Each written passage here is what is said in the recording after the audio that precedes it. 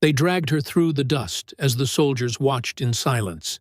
Her wrists, bruised and trembling, were bound tightly with steel cuffs that gleamed under the harsh noon sun. The air smelled of iron, gun oil, and disbelief.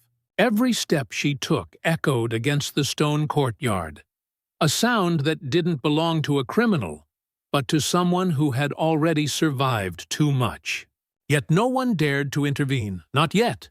Before I tell you what happened next, tell me in the comments where you're watching from. I love knowing who's listening. Her name was Sergeant Lila Moreno, though to most here, she was the Traitor. Once a respected field medic in the Special Forces, she'd vanished months ago during a failed rescue mission on the northern border. The official report said she was killed in action, but now she was back, alive, scarred, and accused of desertion.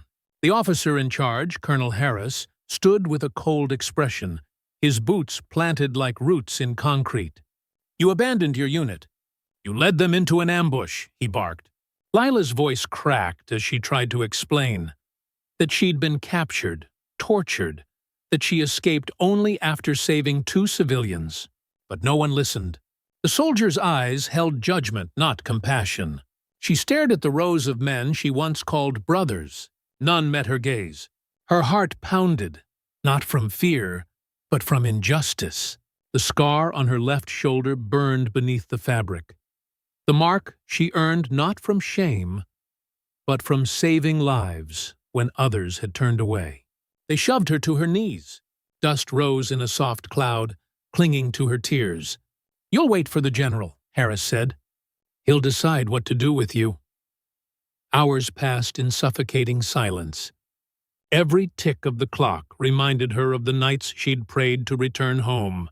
And now, home was the place accusing her of betrayal. When General Alder arrived, the tension rippled through the camp like thunder. He was a man of few words, sharp eyes, silver hair, and the authority to end or save lives with a single command. Soldiers straightened. Silence consumed the courtyard. He looked at her, really looked. The others saw a broken soldier, but Alder's gaze narrowed on something else. "Remove her jacket," he said quietly.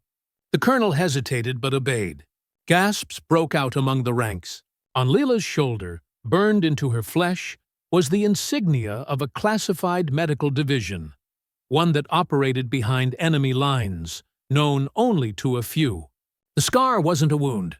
It was a seal, proof that she'd been on a secret rescue mission authorized by the general himself. Alder's expression darkened, not with anger, but regret. Who authorized her arrest? His voice, low and cold, cut through the air like a blade. No one spoke. Harris swallowed hard, eyes darting downward. "Free her!" Alder commanded. "That scar proves she's legitimate." The sound of keys trembling against metal echoed like a hymn.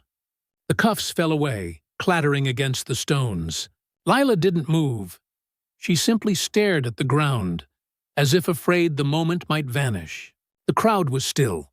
Then a single soldier stepped forward, saluting her silently. Another followed. Then another. Within seconds, the entire courtyard stood at attention. Not for the general, but for her. Tears welled in her eyes. All the pain, all the doubt, melted into something new. "Vindication," she whispered, barely audibly. "I never left them behind." The general placed a hand on her shoulder, gentle and firm. "No," he said. "You carried them with you, even when they forgot who you were." A murmur spread through the camp, a soft hum of realization. For once the silence wasn't heavy. It was healing. That night, as the sun dipped behind the horizon, the soldiers gathered quietly around the campfire. No orders, no ranks, just people.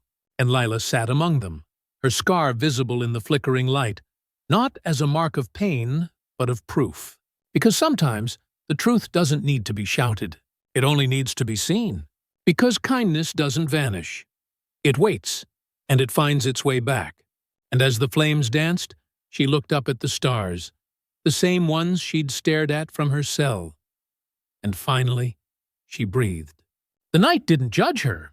It simply welcomed her home.